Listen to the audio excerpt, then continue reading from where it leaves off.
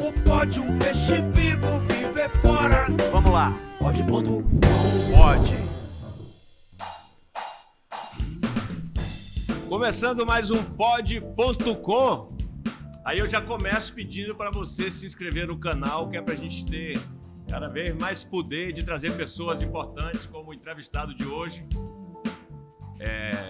Coisa que cada dia está mais raro, né, nas grandes mídias oficiais. Então surgiu essa linguagem do podcast, que nada mais é do que a junção do rádio com a televisão, talvez. E aí empodera a gente para poder a gente fazer o que as mídias oficiais hoje em dia, né, e já há um bom tempo não estão fazendo. A gente começa sempre com essa banda maravilhosa aqui. Eu espero que o entrevistado de hoje possa cantar também. Né? A gente dá uma força e canta junto, se ele precisar de um apoio. Lucas Matos na bateria.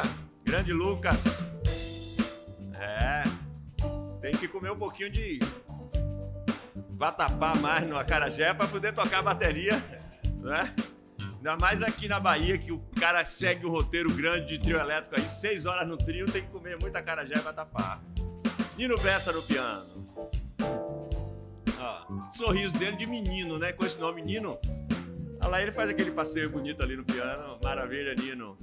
E o velho Marlon no contrabaixo. O cabelo ficou mais alto. Acho que ele deu uma esticada com escova essa madrugada aí. O Pod.com, idealizado por Luciano Suede e Adriano Moraes. Duas figuras importantes assim para o audiovisual e a comunicação na Bahia e no Brasil. Pitoco é um ser humano que de tudo faz um pouco aqui nesse estúdio. Sem ele, acho que isso aqui não funcionaria, não. Carlos Petit, paulista, já baiano, já morando há um tempo aqui, e é a figura que está trazendo grandes figuras importantes para a gente conversar aqui no Pod.com. Yasmin e João, que trabalham na comunicação. Acho que falei de todo mundo, né? Eu, Jackson Costa, ator itabunense, papajaca, lá do sul da Bahia. Fingindo que sou um apresentador, né? E tem gente que ainda acredita, né, João? Bom, o entrevistado de hoje é essa figura aqui, João Henrique, prefeito 2 vezes da cidade de Salvador. A gente vai falar muito de cidade hoje aqui, né? Falar também de você. Não entendi, Pitoco. Ivo 2, a Pitoco abriu ali a porta do estúdio para me lembrar de W, que é o ser humano que vai ficar jogando ideias para aqui, visuais aqui nesse telão. Se a gente precisar de entrar aqui na internet para fazer alguma pesquisa, W, que tá assim, botou Ivo para andar de cima, né? Ivo é que fazia isso, mas aparece um ser humano mais jovem que Ivo, eu brinco com ele. Ivo foi ganhar mais dinheiro, largou a gente por causa de dinheiro, você acredita? É brincadeira, grande Ivo, grande W. Então eu começo sempre com um poema. A gente vai falar de cidade, eu vou fazer um poema de Patativa do Açaré. Cearense, nasceu ali no mato, não foi para a escola, mas veio para ensinar. E ele diz assim: eu nasci ouvindo o canto das aves de minha serra e vendo os belos encantos que a mata bonita encerra. É de lá que eu venho crescendo, venho vendo e venho aprendendo no livro da natureza, onde Deus é mais visível, o coração mais sensível e a vida tem mais pureza. Sem poder fazer escolha de livro artificial, estudei nas lindas folhas do meu livro natural. E assim, longe da cidade, lendo nesta faculdade que tem todos os sinais, com esses estudos meus, aprendi a amar a Deus na vida dos animais.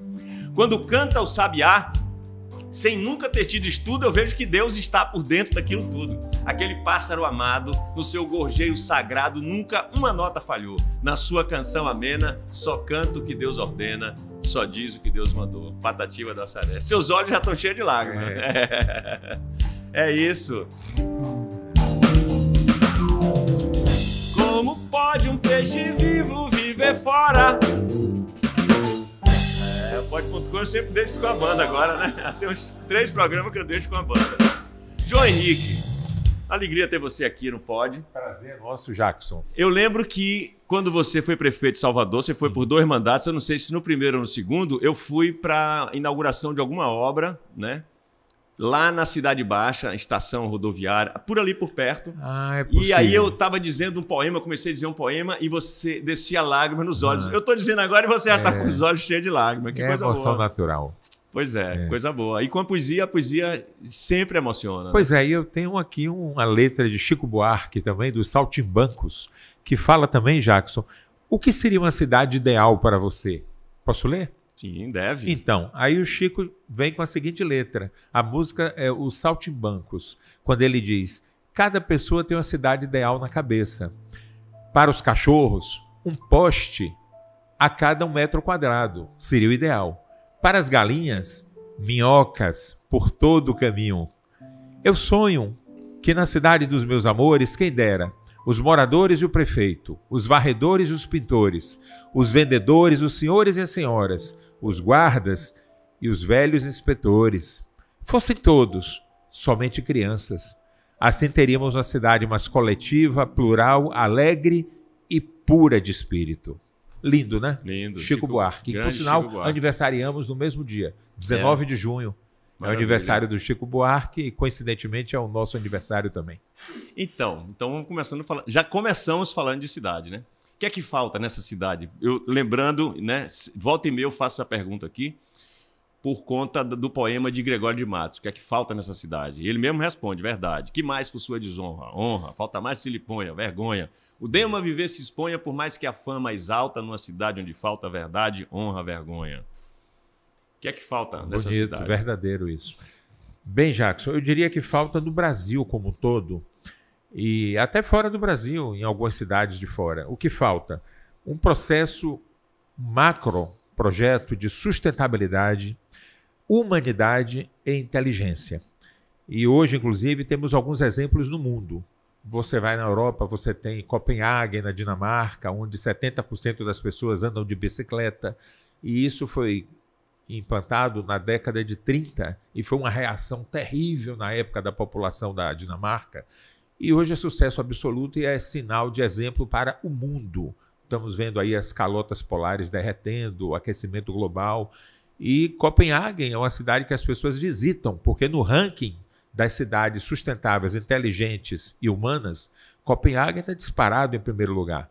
Depois vem outras cidades europeias, Estados Unidos muito pouca coisa, e aqui no Brasil está se destacando, por incrível que pareça, uma cidade pequena do Nordeste do Brasil está se destacando, premiada até pela Fundação Bloomberg agora, do famoso Bloomberg, que foi prefeito de Nova York com muito êxito, e a fundação dele, a Fundação Bloomberg, vai investir pesado agora em Maceió, porque Maceió foi escolhida pela Fundação Bloomberg como a cidade que mais aplica políticas de uma cidade sustentável, inteligente e humana. Então eu sugeriria isso, para a gente começar o papo, que sem esses 3 pilares, a gente não melhora a qualidade de vida das pessoas. E, sobretudo, as cidades que têm mais de 1 milhão de habitantes. Essas precisam mesmo partir para uma macropolítica em cima desses 3 pilares. Porque, segundo a ONU, qualquer cidade que passa de 1 milhão de habitantes começa a descer o seu nível de qualidade de vida. Então, que ações uma prefeitura, por exemplo, pode e deve fazer para melhorar nessa questão da humanidade? Pois é, nós temos até algumas ações já na prefeitura. Vamos começar pela nossa de Salvador. Temos 2 ações aí muito bacanas do Neto e agora do Bruno. Primeiro, as bicicletas compartilhadas, como é em Copenhague, como é em Londres, como está em Amsterdã. Nós temos essas bicicletas laranja, né, do Banco Itaú, que são compartilhadas, né? Então, o compartilhamento faz parte da sustentabilidade. Então, você tem aí uma política de cidade inteligente e sustentável, essas bicicletas do Banco Itaú que estão aí, a cada momento, avançando em mais uma região da cidade. Outra política pontual também, mas muito bacana também, que faz parte do rol das políticas de uma cidade inteligente, são as sirenes das chuvas. Né? Salvador sempre sofreu com esse problema de quando chover muito, o terreno aqui muito encosta, né? Mas tem um nome que não está me vindo agora à memória, massapê. Salvador é praticamente quase 100% feita de terreno massapê. Então, quando chove muito, aquela água que fica ali dentro vai sendo sugada pelo terreno massapê, uma hora desce de vez. E vimos aqui em Salvador, ao longo dessas décadas, né, que nós vivemos, nós vimos muitas pessoas. Eu vi de perto, inclusive por ocasião da época que eu estava à frente da prefeitura, a chuva vinha como uma chuva, eu chamava de chuva assassina, porque ela vinha, era às vezes 1 hora, meia hora de chuva, mas era uma quantidade de água que ensopava o terreno massapê, e o terreno massapê ele é muito móvel. E aí eram casas descendo, pessoas dentro das casas. Então, essa política de implantar sirenes, advertindo para as pessoas saírem de casa quando o terreno chega no nível de acúmulo de água, poxa, quantas vidas isso tem salvo nesse tempo que essa política foi implantada? Imagine quantas vidas. Então, é outro ponto de outra política pontual, mas de cidade inteligente também. Tá, agora esses charcos, né, que são formados, né, nesses terrenos de massapê, isso é devido ao desmatamento? É. As duas coisas. Porque onde tem, né, árvore, onde tem raízes uma diversidade de vegetação, tanto a raiz segura quanto a terra e a planta absorve de maneira sem causar grandes danos, né? Pois é. Mas aí, com as sirenes agora, advertindo e tocando alto, as pessoas recebem logo a visita de uma equipe também da Defesa Civil, que imediatamente já faz o transporte dessas pessoas, né, o translado para uma outra área até passar aquela fase, aquele período chuvoso. Tá, eu estou nesse momento, assim, eu passei 8 meses em São Paulo fazendo um espetáculo baiano, né, uma peça que foi ser montada lá. Uma leitura dos Búzios, falando da revolta dos Búzios, e estou agora no Rio de Janeiro há 4 meses fazendo uma peça também baiana, Viva o Povo Brasileiro, de João Baldo Ribeiro. Lembrando isso pelo seguinte, transitando pela cidade de São Paulo, considerada como a selva de pedra, né? E também pelo Rio de Janeiro, que é uma cidade muito grande, mas são 2 cidades, principalmente o Rio de Janeiro, que preserva muito a natureza. Você vai ali, eu tenho uma foto aérea, está até no meu celular, de Ipanema, onde você vê as ruas, você não vê a rua, você só vê a árvore, visto de cima. E assim, por que Salvador não tem?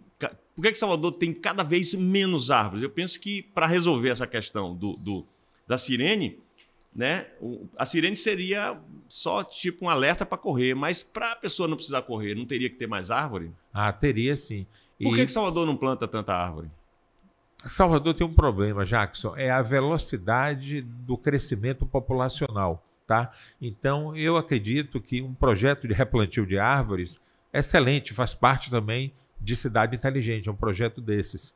Mas a velocidade que a cidade recebe pessoas do interior da Bahia, como eu, por exemplo, que vim morar aqui para estudar, para trabalhar, a Salvador tem tido, ao longo dessas décadas, e somente nos últimos 3 anos que esse percurso inverteu, agora as pessoas estão indo trabalhar mais no recôncavo da Bahia, onde tem melhores salários, melhores oportunidades de trabalho hoje do que Salvador, mas ao longo dos últimos 50 anos, o êxodo rural foi do interior para Salvador. Então, o que eu via sempre vimos, nós todos, não só eu, mas era um processo de desvegetação da cidade mesmo, né? A informalidade, as pessoas derrubando árvores e áreas verdes para subir moradias, por não ter onde morar, né? E aí eu admiro muito, sempre que eu posso elogio, esse programa do Lula, o Minha Casa Minha Vida. Só para te dar uma ideia aqui, aquela invasão que tinha no Clube Português da Pituba, você lembra? Sim. Aquela invasão ali, tinham 95% de pessoas boas, bacanas, de bom caráter, mas tinha 1 a 5% ali de pessoas que não eram de tão bom caráter assim e que preferiam viver até de pequenos furtos ali na Pituba. Então o padre da Pituba, da paróquia, me chamou: prefeito, tem que dar um jeito aí, olha aí. Aí eu tinha um orçamento participativo na época, que a gente fazia até com Martinha, irmã do governador atual, Jerônimo. Ela que chefiava para mim todas as subprefeituras. Na época a gente não chamava ainda subprefeitura, chamava de AR, Administrações Regionais. E a Marta fazia essas reuniões, tanto o pedido do padre, como nas urnas que nós abrimos, da resultado de uma reunião de PPP, Prefeitura de Participação Popular, deu primeiro lugar. Resolveu o problema do Clube Português. Então você veja o pedido da paróquia e o resultado das urnas locais ali com os moradores da Pituba. E aí, o que a gente fez? A gente conversou com essas pessoas, como eu disse, quase 100% de gente boa, um mínimozinho de pessoas que viviam ali de pequenos furtos, mas que incomodava muito aos moradores da Pituba, é óbvio, né? Celular, carteira de dinheiro, uma minoriazinha ali de pessoas que faziam isso. Mas o que a gente fez? O Lula disse, vamos resolver, João. E a gente pegou um terreno que era da prefeitura, não me lembro exatamente se foi no Barródromo ou em Cajazeiras, mas construímos uma casa ou um apartamento, tanto teve casas como teve apartamentos. Então a gente deu a chave da casa ou do apartamento para cada uma daquelas famílias que moravam ali de forma subhumana, uma indignidade terrível, questões de higiene postas à prova, quer dizer, porque não tinham onde morar. Não tinha onde morar, socou todo mundo ali no Clube Português da Pituba. Mas aí, em parceria com o governo federal, construímos cerca de 551 casas, se eu não me engano, e transferimos todas aquelas pessoas para esse conjunto habitacional. E o Clube Português, a gente fez a Praça Wilson Lins. Hoje é uma piscina olímpica, o prefeito Neto trouxe depois que acabaram as Olimpíadas do Rio de Janeiro. Mas eu querendo me referir a essa questão da moradia. Essas pessoas vieram de onde? Do interior da Bahia. Então, Salvador viveu aí um fluxo de 50 anos, mais ou menos, recebendo pessoas. E, naquela época, um projeto de reflorestamento, com certeza, a velocidade de crescimento da população não ia permitir. Hoje está diferente, está aí. Hoje, um projeto como esse já pode dar certo, porque eu tive lendo recentemente aí na internet que Salvador perdeu nos últimos, não sei se 5 anos, 200 mil moradores. Ou seja, as pessoas já estão encontrando oportunidade de trabalho no Recôncavo, que é onde tem cidades realmente ricas. Salvador é muito pobre. A economia de Salvador é muito pobre. Mas Madre de Deus, São Francisco do Conde, São Sebastião do Passé, Santo Amaro, essas cidades todas recebem royalties da Petrobras. São cidades muito ricas. E agora a iniciativa privada e o próprio poder público dessas cidades milionárias que derrodeiam Salvador, cercam Salvador e são milionárias, parece que estão fazendo mais concursos públicos e parece que a iniciativa privada está descobrindo essas cidades. Então agora a gente está tendo uma saída de moradores de Salvador para o recôncavo petrolífero rico, que é este recôncavo que circunda Salvador.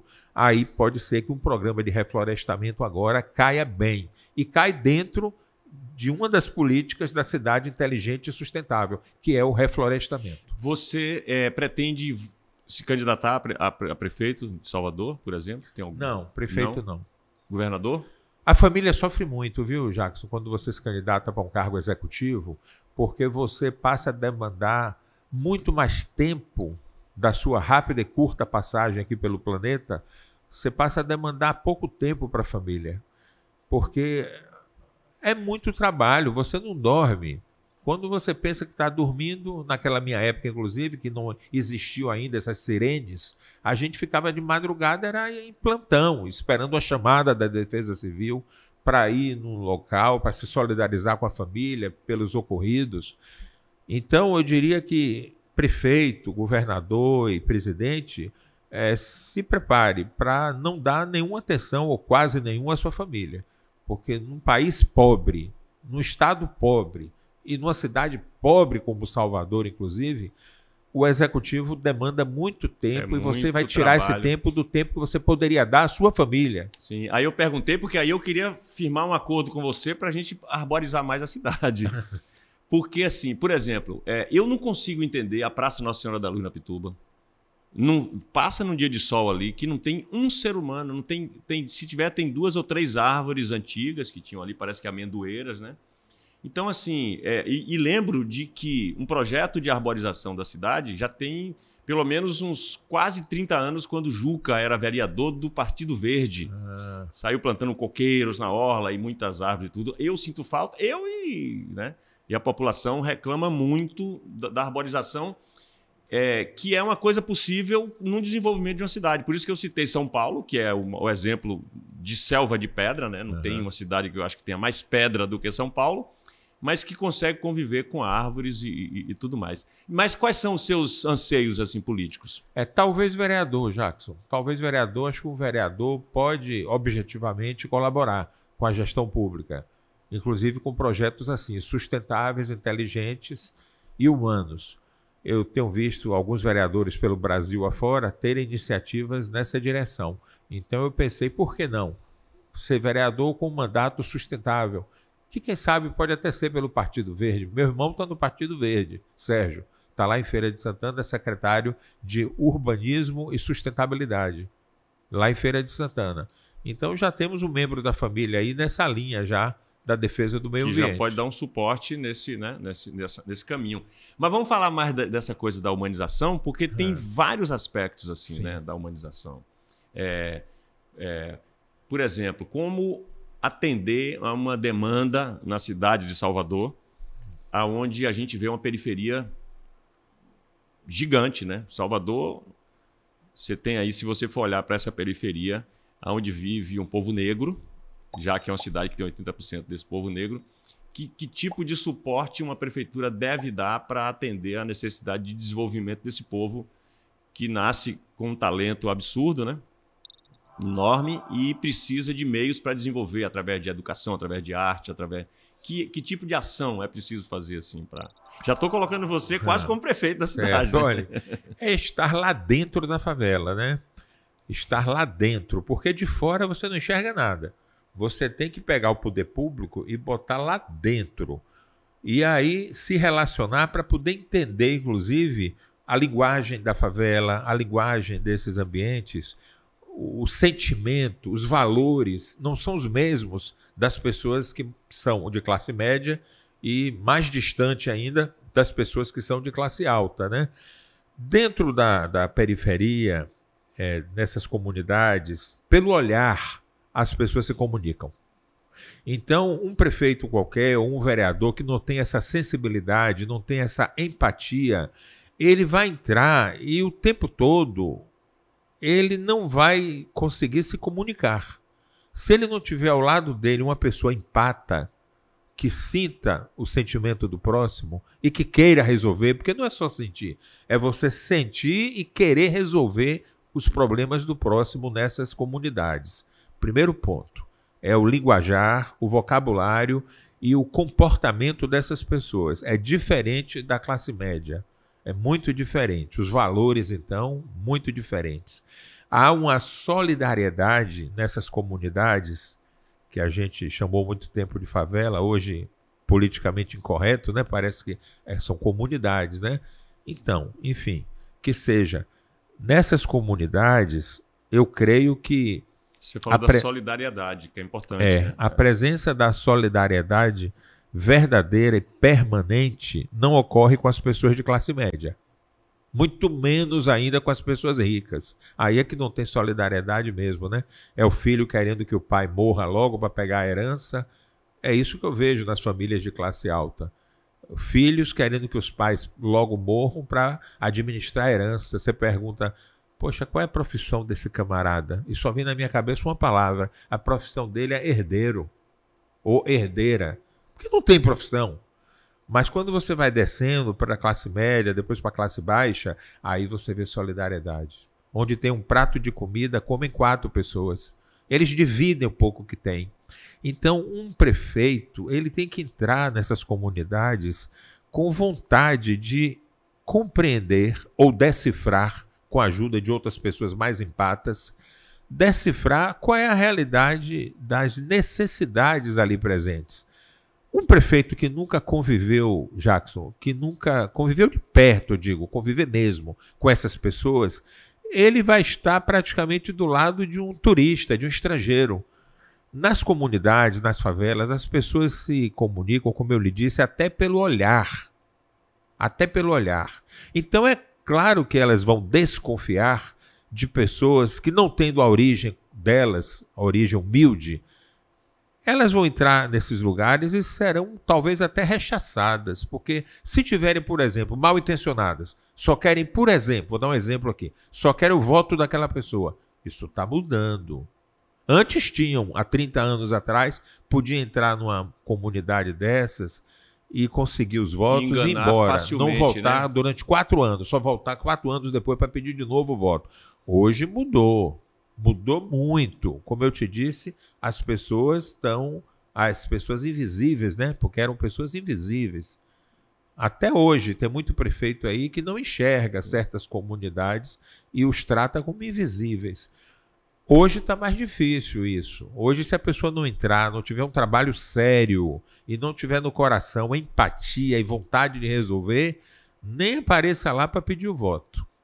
Dando só um exemplo, Sim. mas tem outros exemplos. Sim. Agora, ainda falando de atitudes humanas, o prefeito Embaçaí implantou em Salvador também. Eu gosto de fazer justiça. Cada prefeito que fez uma coisa boa pela cidade, eu costumo enxergar só as coisas boas, sabe? Independente do partido. Independente, Com Jackson. certeza. O prefeito Embaçaí, ele fez uma coisa bacana na Avenida Manuel Dias da Silva, quando ele fez aquela, mais que duplicação, aquela quadruplicação, né? Que ficou fluxo na Pituba, ficou maravilhoso ali. Ele botou os chamados semáforos inteligentes. Então, o semáforo inteligente, de acordo com o pisar das pessoas na faixa branca, ele fica vermelho. Para as pessoas atravessam. O sinal fecha, ele fica vermelho, as pessoas atravessam. Quando não há mais piso, mais como é que se chama? O contato, né, do pé das pessoas na faixa branca, é porque não tem gente querendo atravessar. Aí o sinal fica logo verde.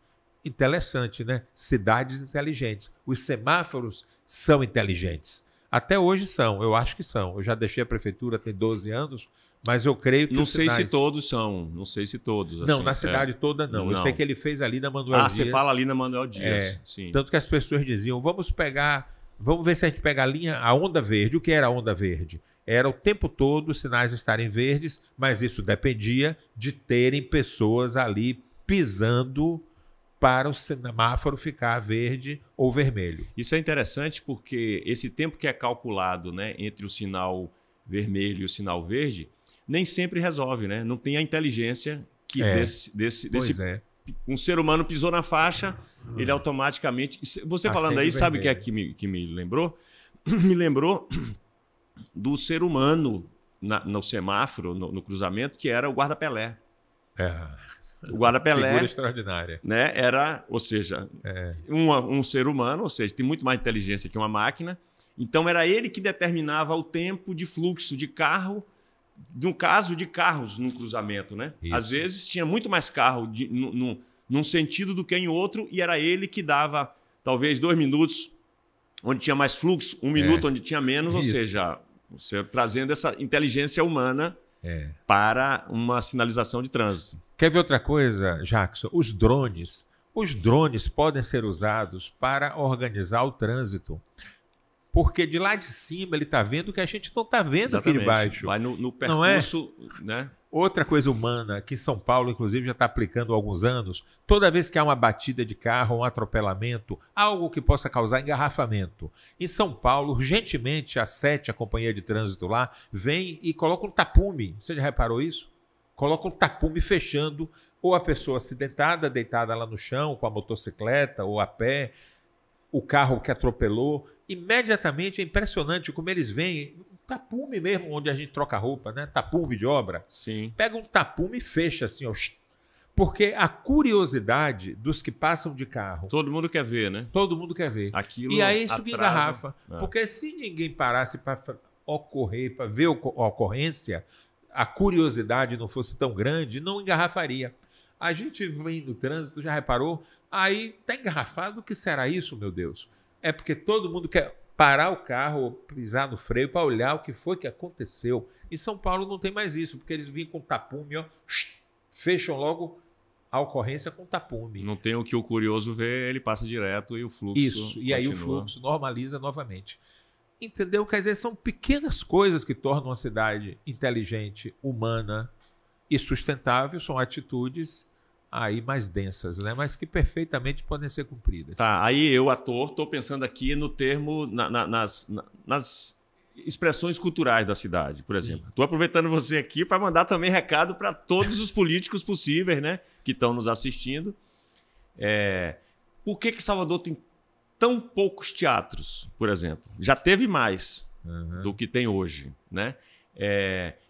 O que é que faz um político, seja ele prefeito, governador, né, da Bahia ou prefeito de Salvador, não entender o potencial que é a cultura baiana, né, visto que como é vista a cidade da Bahia, né, o estado da Bahia e a cidade da Bahia, como era chamado Salvador antigamente, por conta da própria cultura, de um Jorge Amado, de um Dorival Caymmi, de um Caetano Veloso e tudo. E por que não tem uma política de dar mais suporte, mais estrutura para as expressões artísticas na cidade?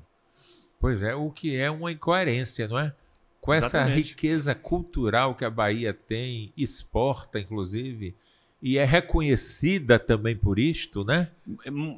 Muitas vezes por isso, né? As pessoas conhecem a Bahia lá fora, né?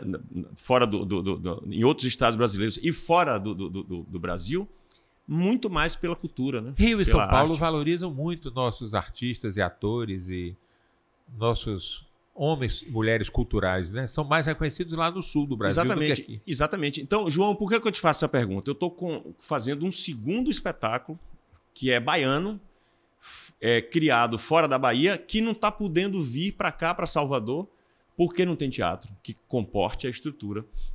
A gente está agora com o Teatro Castro Alves, que é o único teatro que pode, né, receber uma ópera, né, um espetáculo de uma produção maior e tudo, porque está em reforma. Daqui a 1 ano e meio, talvez, ele vai estar entregue. Aí, quando fecha um teatro desse, a gente não tem outro. Então, pena. assim, como, né, que um prefeito ou um governador não pensa nesse aspecto que vai trazer muita visibilidade para qualquer administração, para qualquer prefeitura e para qualquer povo, né?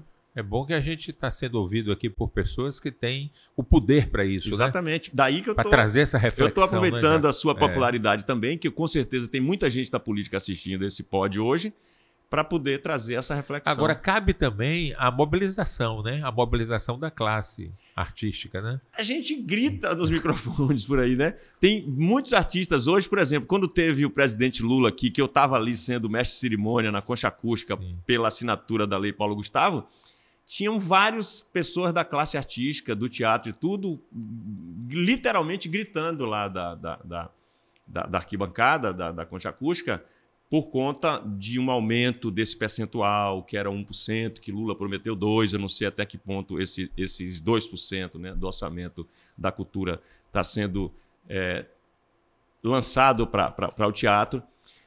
Eu penso que tem que ter um diálogo, né? Tem que ter.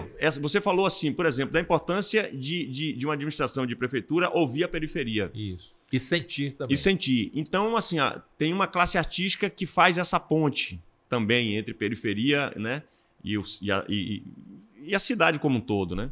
Eu sinto que está faltando esse diálogo e essa compreensão. Assim, né, se eu fosse ocupasse um lugar desse poder, jamais abriria a mão de uma coisa tão importante para desenvolvimento de todos os aspectos de um povo, né, que é a cultura, né, que é a arte, né? É a questão também da sensibilidade de cada qual, viu, de cada governante. Tem governantes mais sensíveis aos valores da terra. Tem governantes que não são tão sensíveis. Então, por exemplo, eu saindo um pouco do... Depois a gente volta a falar do teatro, que é muito importante. Mas saindo um pouco do teatro, eu consegui trazer para cá, Jackson, 5 etapas da Stock Car. Nunca Salvador tinha trazido para cá corridas da Stock Car ou de automobilismo. Aí eu trouxe a Fórmula Renault, foi um sucesso no comércio. Depois eu trouxe 5 períodos seguidos, 5 anos. No CAB? A Stock Car, no CAB. No CAB eu dei uma volta rápida. Eu com Margarete Menezes, eu fui lá para, sabe, naquele... Pois é, cara. Então, vai muito dos valores e da sensibilidade de cada gestor. Então, assim como o automobilismo viveu um momento de glória em Salvador, os hotéis encheram, os restaurantes, foi um sucesso para o turismo. Imagine peças teatrais de alto nível com os artistas de alto nível que a gente tem nessa cidade. Para o turismo, isso também seria excepcional. Exatamente. Então, está faltando essa reflexão. Aí eu vou a uma reflexão agora meio que acusatória ou mal vista pelos políticos. A reflexão que eu vou lançar aqui agora.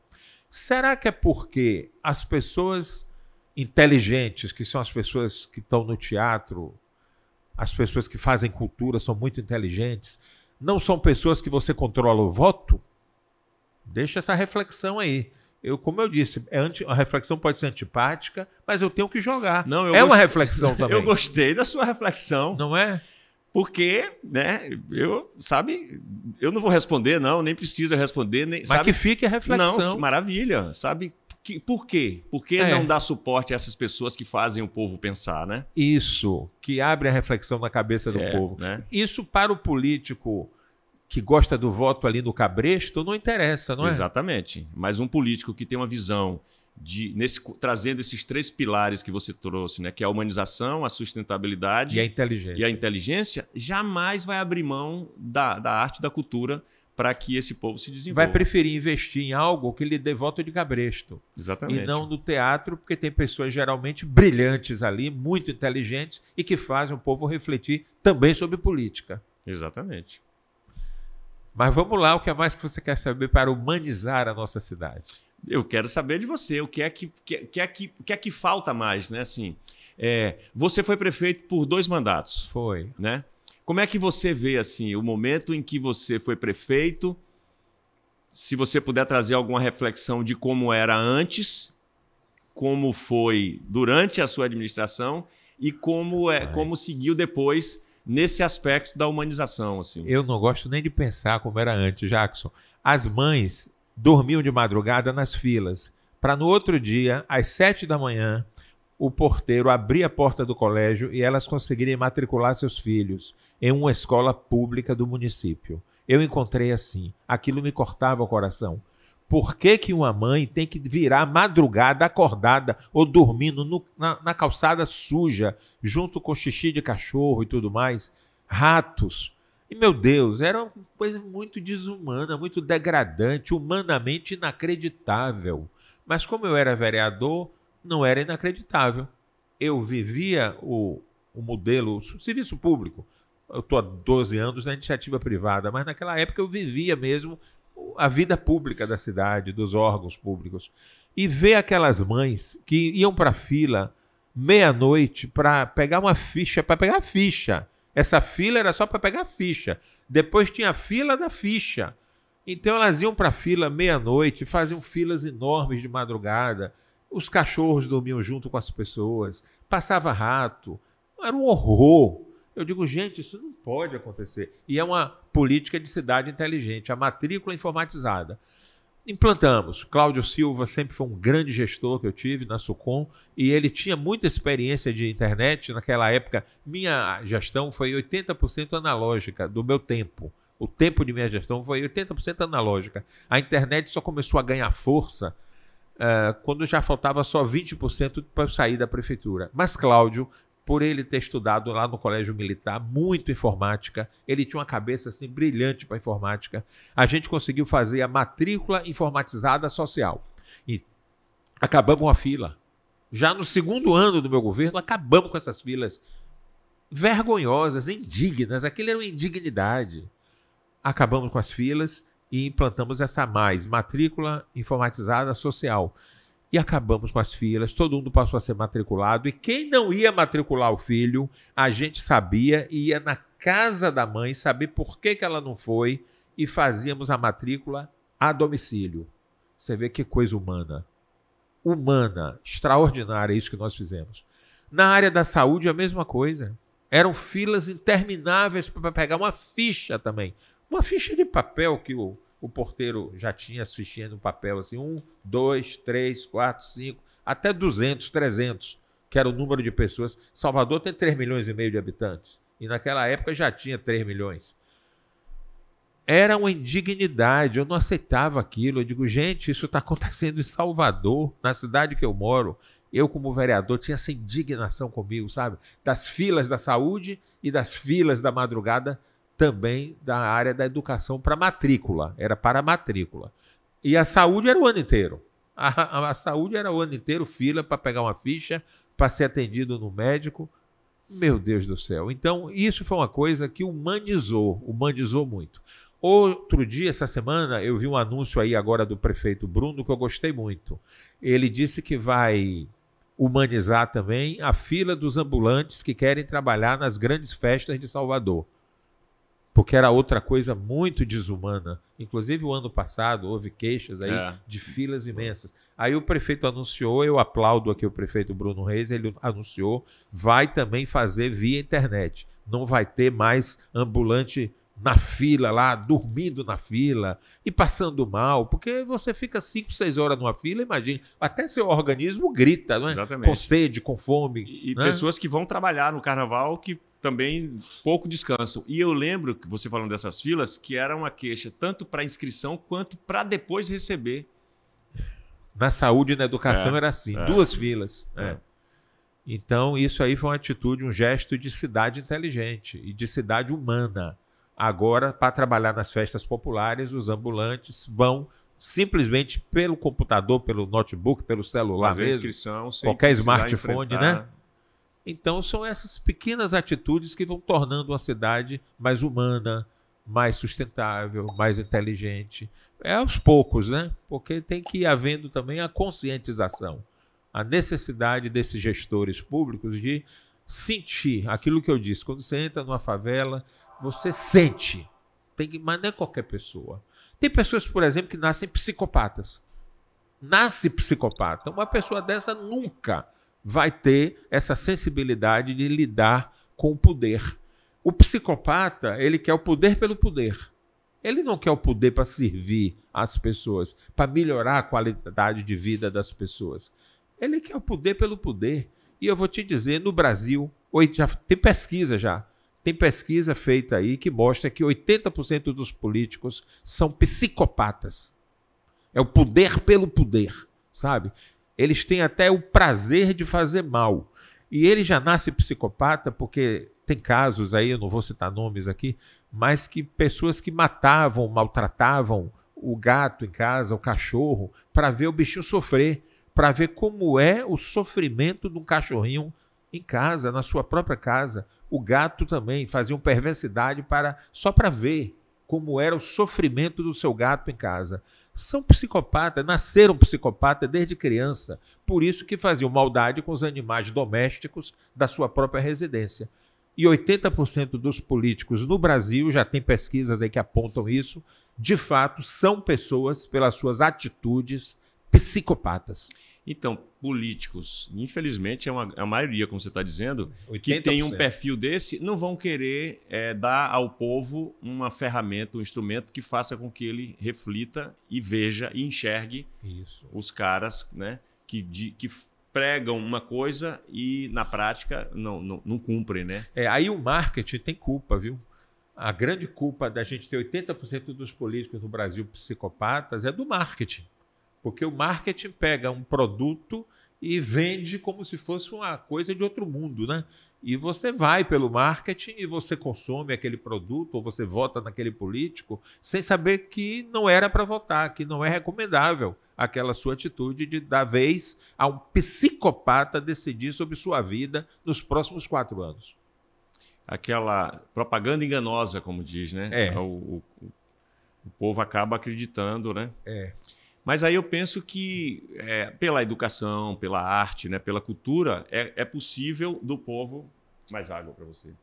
É possível, só assim eu acho que é possível o povo saber distinguir o que é, né, o que é real e o que é enganoso, né? Numa campanha política. É muito difícil, né? Numa campanha política, onde a emoção separar o joio do trigo, né? É muito porque difícil. Na campanha política, os marqueteiros trabalham muito a emoção. Porque já está provado também por pesquisas que 70% do voto é emocional. E só 30% do seu voto, do meu, deles, de vocês, todo mundo vota pela emoção. 70% do voto, o componente para você tomar sua decisão, o componente na cabeça da gente, para a gente votar em alguém, esse componente, a graduação é 70% emoção e 30% só razão. Ou seja, uma campanha muito bonita, com tempo de televisão muito maior do que o dos outros candidatos, porque tem partidos aí que estão no poder há muito tempo, pode reparar que o tempo de televisão deles é desse tamanho. E aqueles que às vezes são mais bem intencionados, mas o tempo de televisão é mínimo. Aí fica outra reflexão aqui que eu jogo aí para o nosso público. Será que já não é de propósito isso? Por que os partidos que estão se perpetuando no poder e que tem muitos psicopatas dentro desse partido, tem os maiores tempos de televisão e os maiores valores de fundo eleitoral, e os partidos que têm pessoas mais bem intencionadas tem o mínimo de tempo de televisão, às vezes zero. Tem partidos aí de pessoas muito bem intencionadas, de bom caráter, boa formação educacional, muita empatia com o próximo, mas não tem nem tempo de televisão, é zero. Entendeu? Então fica essa reflexão também. Será que o Congresso Nacional, quando mexe na lei eleitoral, porque de 2 em 2 anos mexe, né? Eu estava lendo ontem que já vão mexer de novo para a próxima eleição. Quer dizer, de 2 em 2 anos tem eleição no Brasil. De 2 em 2 anos, pode reparar, mexe na lei eleitoral. E cada vez que mexe na lei eleitoral, sempre é para melhorar a situação dos partidos que já se perpetuam no poder há muito tempo e que não têm esse interesse todo em servir a população, quanto tem o mesmo interesse em se servir da política, ou para ficar mais rico, ou para ter o prazer de exercer poder sobre as pessoas, o caso dos psicopatas, ou porque quer, de empresário, aumentando seus negócios, é mais fácil ele conquistando um mandato político. Então tem muito empresário no Brasil que não é político de natureza, ele é empresário por natureza. Mas claro que se ele está dentro da política, ele vai ter muito mais oportunidade de ampliar seus negócios do que se ele estivesse fora da política. Outra coisa, você falando aí, eu fico pensando assim, como pode alguém que é candidato a governo, ou enfim, o que for, né, o que seja, a prefeitura ou o presidente da República, ter uma concessão de um veículo de comunicação? Se esse veículo de comunicação pode ser, obviamente, vai ter uma tendência a falar, mesmo que tenha o mesmo tempo, né, que seja dado o mesmo tempo a um candidato que é dono de um veículo de comunicação, o tempo igual a um que não tem, o tratamento, né? Eu, enquanto espectador, quando eu assistia a televisão, graças a Deus eu não tenho televisão há 12 anos, eu percebia a diferença do tratamento que é dado. E esse tratamento, essa diferença, ela influencia na escolha do povo eleitor, porque é aquela história, a propaganda é a alma do negócio, né? Então é uma coisa bem feita. Então eu penso que é uma coisa que tem que se pensar também, né? Tem que se pensar. E lava e enxágua, né, a cabeça da gente o tempo todo dia, diariamente. A nossa cabeça está sendo lavada e enxaguada pelos canais abertos de televisão. Então era preciso, sim, que eu acho que em outros países isso é proibido. Eu já li que nos Estados Unidos e na Europa tem muitos países onde quem faz política não tem meios de comunicação. Seria mais justo, né? Todos por igual. Exatamente. Mas aqui no Brasil, infelizmente, as televisões pertencem, de fato, os grandes canais de televisão do Brasil inteiro pertencem, de fato, a grupos políticos. Então, João, o que mais você pode falar desse aspecto humano, ou a gente vai para outros 2 pilares aí, da sustentabilidade e da sustentabilidade. Você que manda. Eu até fiz aqui. Por exemplo, você está na rua e está num lugar, quer falar e não tem sinal de Wi-Fi. É uma política de cidade inteligente. Você tem que ter internet, de preferência 5G, na cidade toda. 100% do território. É possível isso? É possível. Maceió já tem. Maceió é o exemplo hoje. Imagine uma cidade pequena do Nordeste, mas em convênio com a Fundação Bloomberg, ele já vinha aplicando políticas de cidade inteligente. Depois que ele assinou esse convênio com essa fundação bilionária, que é a Fundação Bloomberg, ele está colocando não só Wi-Fi na cidade toda, mas caixinhas com bateria para carregar o celular de todo mundo de graça. Em vários pontos da cidade, porque tem horas que a sua bateria arreia mesmo. Então, Maceió está colocando pontos com carregadores de bateria de graça. E ainda tem gente no país que é capaz de falar do Nordeste, né? Como se fosse, né? Aí está aí Maceió tá dando esse exemplo para o mundo. Né? Essa é uma coisa inteligente. Outra é uma incubadora de startups, né? Às vezes a pessoa, atendendo a uma necessidade humana qualquer, cria uma startup. E aquela startup faz sucesso. E daqui a pouco aquela pessoa está vendendo aquela startup e o poder público depois adquire também, e seja qual for aquela necessidade que era para ser atendida, está servindo daqui a pouco a todo mundo, pela cabeça de um estudante que trabalhou, teve a oportunidade de estudar e trabalhar numa incubadora de startup que pode ser criada pelo poder público. pelo poder público também, não necessariamente pela iniciativa privada. Isso é uma política de inteligência também e de sustentabilidade.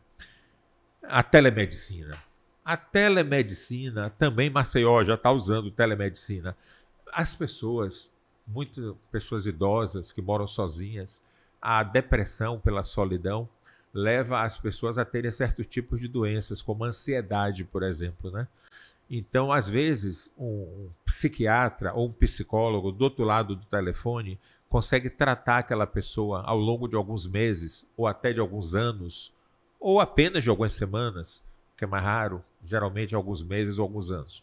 Mas consegue tratar do problema psiquiátrico da solidão e da depressão causada pela solidão. Porque os filhos crescem, né? E aí formam novas famílias. Aí os pais vão ficando sozinhos em casa. E aí vem a depressão, fruto da solidão. Então, se você tiver uma telemedicina no setor público, na prefeitura, por exemplo, você vai tratar muita gente que está aí hoje em Salvador sofrendo de solidão e de depressão. E muitos não têm coragem de procurar um médico, no caso. Nesse caso, a distância, eu acho que para alguns facilitaria, né? A pessoa ia ter mais coragem de, sim, né, é isso. se abrir, né? E outra coisa, e além disso que você falou, a prefeitura e o governo do estado, como a ansiedade e a depressão são a doença do século, mas culturalmente, historicamente, o poder público, estadual, municipal e federal, não contratam muito para a sua rede de médicos, nem psicólogos, nem psiquiatras. Antigamente a cultura era aquela de tá doido, leva para o Juliano Moreira. Você lembra? Exatamente. Se falava, leva para o Juliano Moreira. Faziam até piada com isso. Eu peguei, quando eu era adolescente, eu via muita piada assim. Hoje tem os CAPs, né? Os Centros de Atenção Psicossocial. E os CAPs fazem uma política preventiva e estão espalhados pela cidade. E o que é que está faltando nos CAPs? Profissionais, psicólogos e psiquiatras. Tem alguns CAPs que têm, mas muitos também não têm. Então, é uma categoria de profissionais que a prefeitura deveria ter mais. Hoje o ser humano está vivendo mais. Meu pai está com 94 anos. Minha mãe também está com 94 anos. Então, eu tenho um exemplo dentro de casa.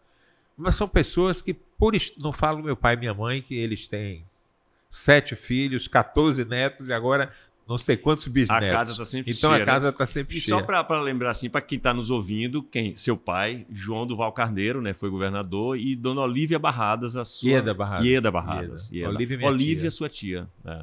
Da área cultural. Da área cultural. Aí, só lembrando, a gente falou tanto de teatro, foi Olívia, foi. Na época que fez... talvez ela responsável pelos centros culturais no interior da Bahia? Sim, sim. Era a Fundação Cultural da Bahia. Se não me engano, são 7 centros culturais. Eu sou de Itabuna. Itabuna tem ela inaugurou alguns, mas eu não me lembro exatamente. Então, foi na época do seu pai, governador? Foi. Ela era presidenta. Né? Então, é importante falar isso, né? Assim, que cada governador que chegue... dá a sua contribuição à cultura. Dê a manutenção desse espaço, porque agora, nesse momento agora, né, tem aqui poucos dias que o Centro Cultural de Itabuna, por exemplo, foi reformado, entregou de novo para a cidade de Itabuna, né, construído na época do governo de João Duval, seu pai, e que essa manutenção seja feita, e não somente a manutenção, que possa ser criado outros centros em outros lugares que são meio que cinturões ali culturais, né? Cidades que trazem outras circunvizinhas para poder, né? Então, que essas ações tenham continuidade, né? Isso é que é cultura, né? Mas é aquele medo que eu te falei. Os políticos têm medo porque o pessoal da cultura faz a gente refletir, faz a gente pensar. E pensar para o político que não está acostumado a lidar com o eleitor que gosta de pensar, ele acha que é um suicídio para a carreira política dele. E aí não querem valor. É o que eu acho. Eu estou jogando para reflexão, mas é a minha opinião. Não, a minha opinião. É o que você acha. E aí eu aproveito para dizer um trechinho do poema de Castro Alves que ele diz a mesma coisa. Ele está falando do livro, né? Mas o livro, o que seria do teatro sem um livro? O que seria da música sem um livro? Das artes sem um livro? Quando ele diz no livro e a América, ó bendito que semeia livros à mão cheia e manda o povo pensar. O livro caindo na alma é germe que faz a palma, é chuva que faz o mar. Que lindo, né? É o que você também está falando, né? Do medo dos políticos que não são bem intencionados de fazer o povo pensar e o povo vai olhar para ele e vai falar, opa, tem alguma coisa errada aí. não é? De refletir sobre isso. Então é isso. Eu acho que as cidades planejadas com sustentabilidade é o futuro daqui para frente. Agora, quem partir na frente vai estar dando mais qualidade de vida àqueles que demorarem de partir para frente. Então eu falei da telemedicina, muitos problemas aí poderiam desengarrafar o engarrafamento nos postos de saúde, nas UPAs, nos hospitais públicos, se nós tivéssemos uma telemedicina. Os médicos pudessem, em muitos casos, fazer o diagnóstico, prescrever o remédio, simplesmente por um telefonema, ou pela internet, ou pelo smartphone. O que mais que eu sugeriria? Quebra de paradigmas. É importante a gente quebrar paradigmas. Por exemplo, o povo do subúrbio, meu povo querido lá do subúrbio, hoje está sem trem, sem VLT. Custava R$1 o trem, não, 50 centavos o trem. Eu segurei meus 8 anos, apesar de toda a pressão do governo federal para aumentar a tarifa, eu digo não. O pessoal do subúrbio não pode pagar mais do que 50 centavos. E estudante pagava 25 centavos. Eu segurei, eu herdei isso e segurei. E o governo federal querendo que eu aumentasse a tarifa, porque todo mês o governo federal tinha que me subsidiar. Para os trens rodarem, a manutenção de trem é cara e rara. Cara e rara. Porque os trens foram sendo abandonados aí, desde que a indústria automobilística veio com toda a força fazendo lobby no Brasil, em cima dos deputados, senadores, aí vieram as grandes montadoras, as tradicionais, hoje estão outras aí entrando no Brasil, que o lobby automobilístico no Brasil é muito grande, e com isso as linhas férreas foram cada vez sendo mais assassinadas. Aqui em Salvador, linha férrea que vinha de Pojuca, Lagoinhas, trazia as pessoas, passava por Simões Filho, é a mesma linha que durante muito tempo ainda tirava as pessoas de São Tomé de Paripe e deixava na estação da Calçada. Então, aquela ação que eu falei no começo, que eu fui dizer poema, era alguma coisa que você foi fazer de restauração ou manutenção da linha de trem ali embaixo. Reformamos a Ponte São João. Eu acho que era isso aí. Para um trem passar, o outro que vinha no sentido contrário tinha que parar, porque a ponte estava tão comprometida que se os dois trens passassem na mesma hora, em sentidos contrários, né? Estava sujeito a cair. A ponte cairia. Aí eu consegui, quem foi meu grande parceiro aí foi o João Leão. João Leão tinha muitas relações em Brasília, porque ele foi deputado federal há muitos anos, e naquele momento ele estava como meu chefe da Casa Civil. Ele conhecia todo mundo em Brasília. Ele disse, pode deixar, João, a ponte não vai acontecer a tragédia anunciada. Era uma tragédia anunciada já. Se os dois trens passassem. Então, quando um trem via, o maquinista mesmo, na época não tinha ferramentas inteligentes como a gente tem hoje, né? Então era no olho mesmo. Quando o maquinista estava pilotando o trem, aí vinha outro trem lá e parava para poder esperar outro trem passar para a ponte não arriar, porque ela não aguentaria ao mesmo tempo o peso dos dois trens, ainda que em sentido contrários, mas ela não aguentaria a Ponte São João. Então foram 60 milhões de reais ali que João Leão conseguiu em Brasília e a gente restaurou 100%. Aí os trens passaram a passar ao mesmo tempo, sem risco de tragédia anunciada. Imagine um trem daquele, quantas pessoas levavam em cada viagem, ida e vinda, com aqueles vagões todos. Ia ser uma tragédia. Restauramos a Ponte São João. E um transporte importante ali, né, para aquela região. E como? E agora veio a conversa do VLT, vai ter VLT, não saiu o VLT, mas desativaram os trens. Então o povo que estava acostumado historicamente, Jackson, a pagar 50 centavos e 25 a meia, agora está pagando 4,80 de ônibus e pegando 3 ônibus para chegar aqui no centro da cidade para trabalhar. Eu quero ver o dia que a periferia fizer uma greve geral, ninguém vai para o centro da cidade hoje trabalhar. A cidade nem para. Esse prédio que a gente funciona aqui... A cidade para, nem esse prédio aqui não ia ter porteiro, não ia ter vigilante, não ia ter garagista, não ia ter nada. Então eu digo, olha, tem que tratar o pessoal da periferia com muito carinho, porque se o centro da cidade funciona, é porque a periferia acordou 4 horas da manhã. E aí foi outra luta que eu tive, de caráter muito humano também, impedir o horário de verão na Bahia, porque eu peguei uma linha geográfica e a latitude do Acre era a mesma latitude de Salvador. Eu digo, e por que lá não tem horário de verão? E aqui tem. Aí depois eu descobri que eram motivos políticos. Aí não consegui. Cheguei a conseguir uma liminar para um determinado ano a Bahia ficar de fora do horário de verão. Por causa disso, porque quem acorda cedo, 5 horas da manhã, ia ter que acordar 4.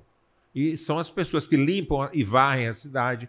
Para quando a gente acordar, pode ver que a cidade está toda limpa, varrida. Foi alguém que acordou 4 da manhã, quando tinha horário de verão. E ia para o ponto de ônibus escuro. Muitas diaristas, empregadas domésticas, eram assaltadas, porque chegavam no ponto de ônibus 4 horas da manhã por causa do horário de verão.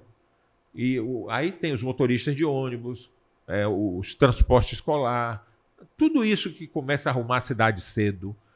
Se um dia esse pessoal todo disser, hoje a periferia está de greve, o centro da cidade não abre, não funciona nada.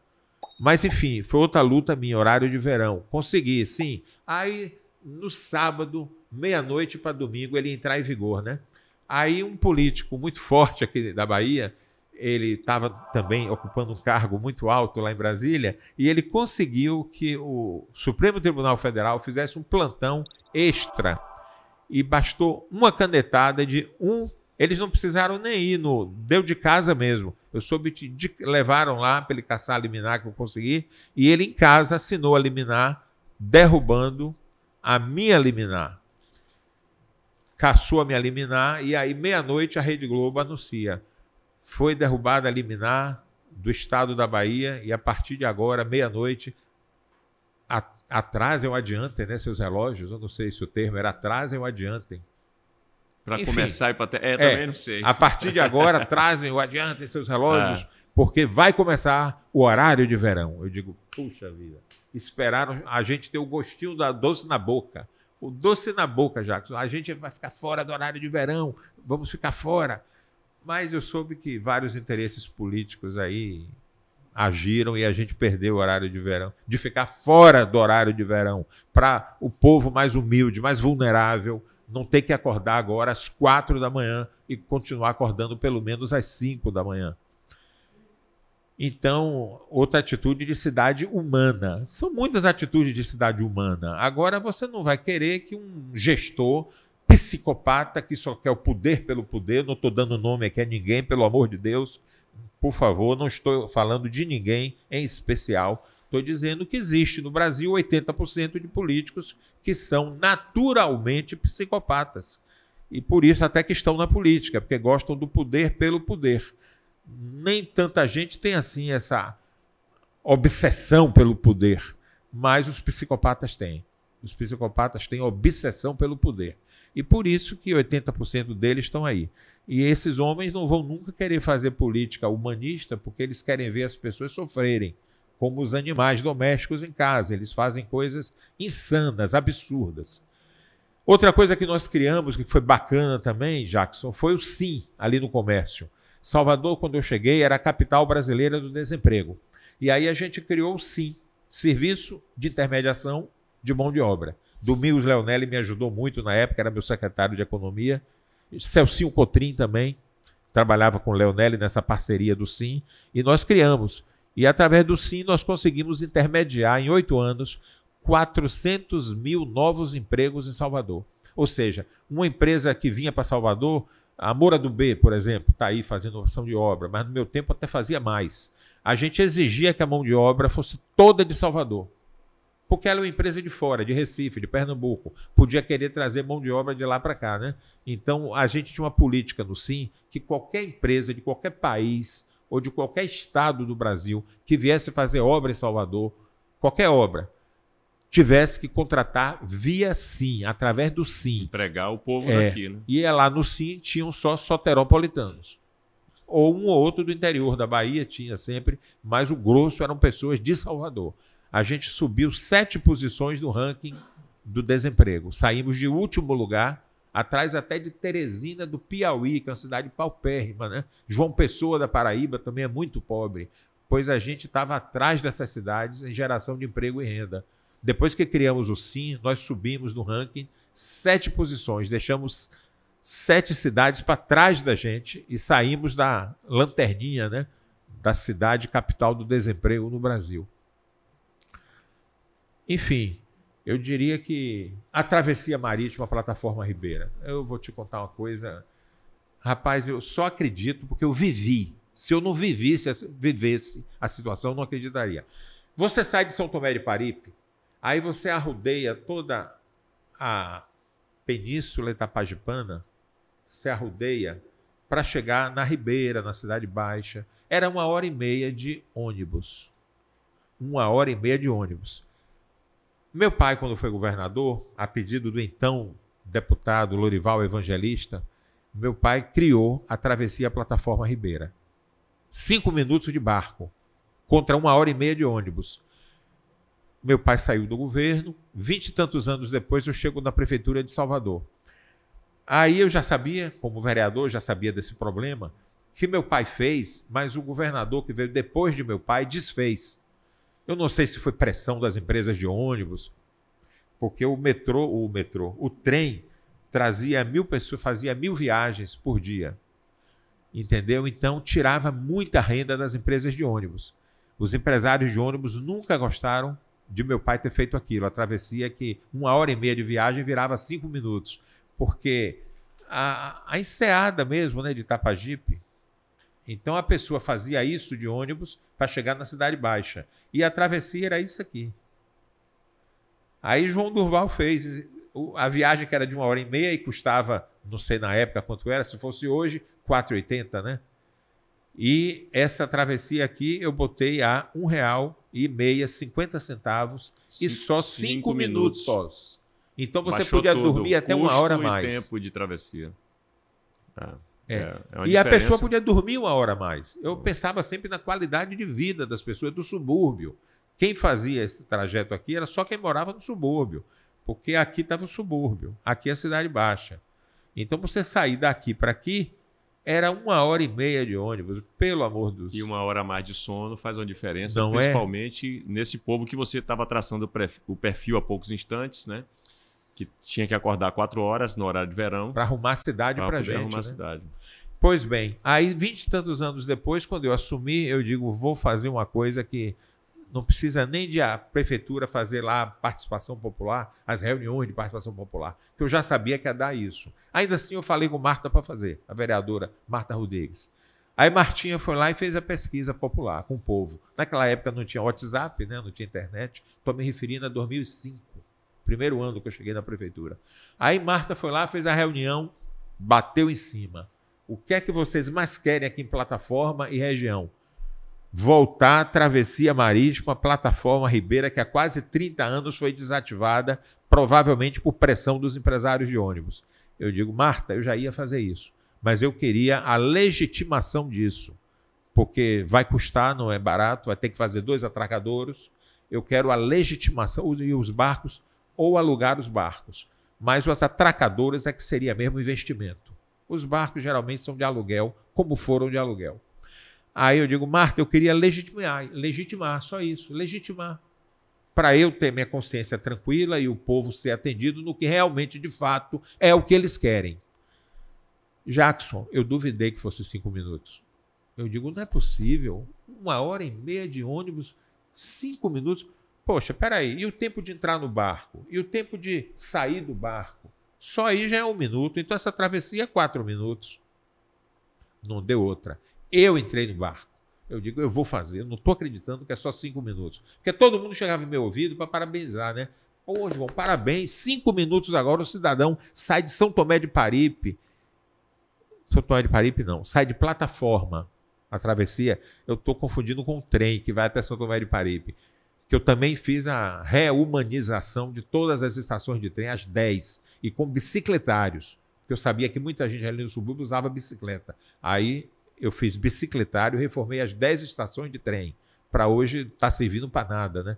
Porque o governo federal desativou os trens e aí o governo estadual prometeu VLT, nada. Mas voltando à plataforma, que é o que interessa. Voltando à plataforma, eu entrei no barco. Duvidando, sinceramente, no meu coração eu duvidava. Eu achava que era 8 minutos, 9. Aí peguei o relógio, entrei no barco, com minha equipe, né? Convidamos a imprensa também. Eu não falei para a imprensa que eu estava duvidando. Claro, eu não ia como é que se advogar contra mim mesmo.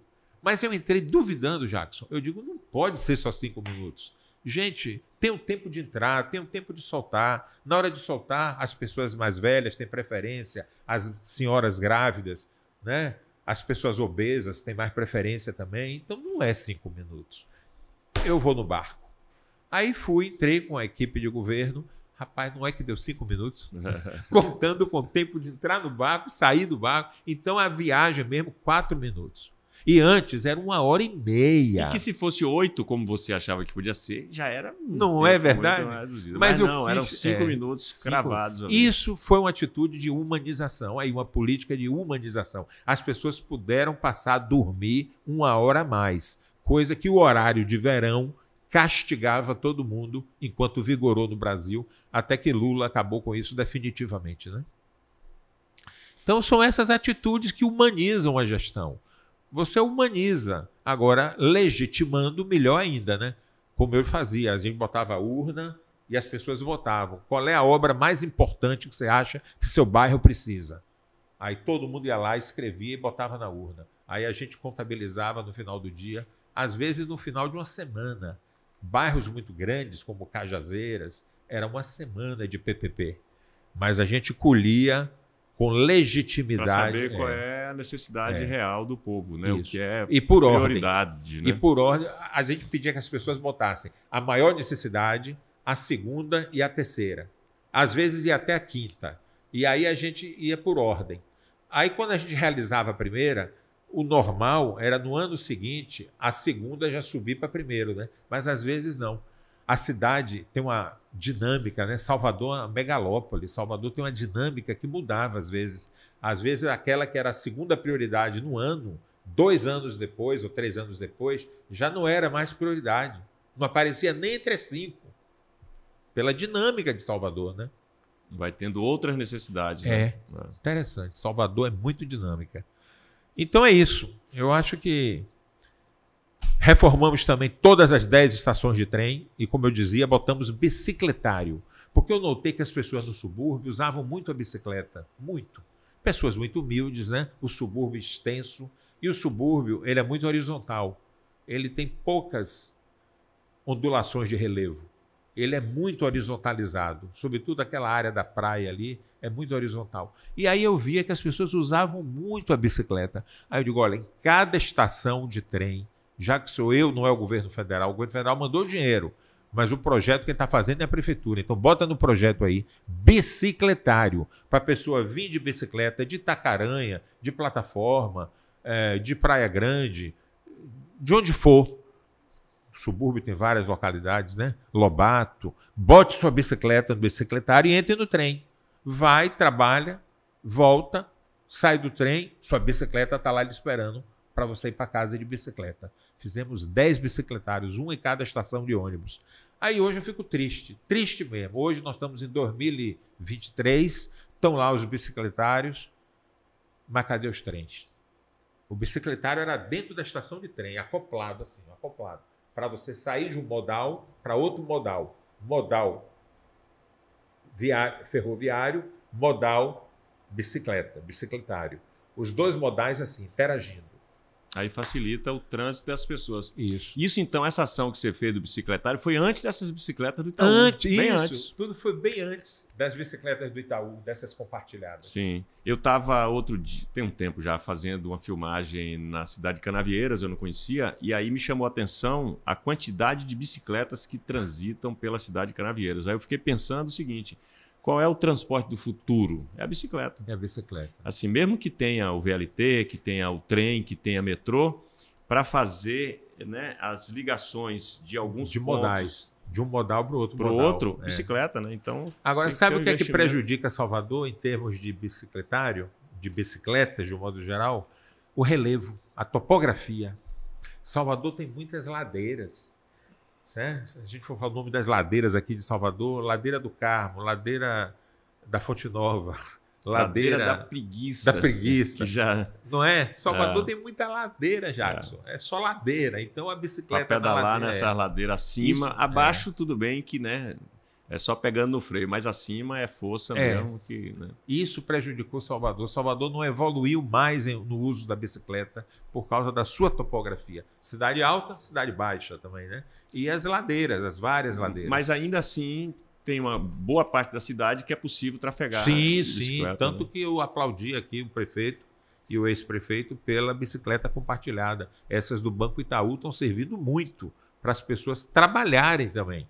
Só no domingo e no sábado é que eu vejo que usam mais para entretenimento.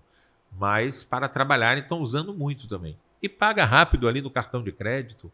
Isso é inteligente e sustentável. Atende aí às duas premissas.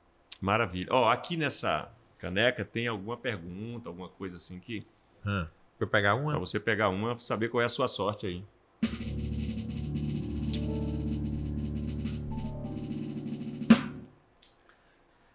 Pudesse escolher viver 50 anos rico ou 100 anos pobre, o que escolheria?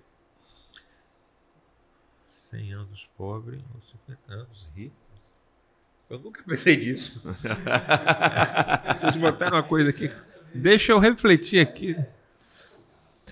Rapaz, olha, como diz na Bíblia, os ricos não entram nos reinos do céu, né? Eu acho que eu preferiria 100 anos pobre por causa dessa questão bíblica, em primeiro lugar. Eu acho que a pessoa rica, ela só tem como meta o dinheiro, ela relega várias outras virtudes e qualidades. Deixa aqui, eu boto aqui dentro. Bote aqui, porque eu quero que você pegue mais uma. Tá. Então eu acho que muito mais valem os valores que não advêm do dinheiro ou que te levam na busca desenfreada do dinheiro, muito mais valem para mim os valores de solidariedade humana. Os valores humanos de solidariedade, de empatia, para mim valem muito mais do que a busca desenfreada e psicopata atrás do dinheiro. Gostei. Veja o que é que te reserva mais aí. Vou ver se é mais leve agora.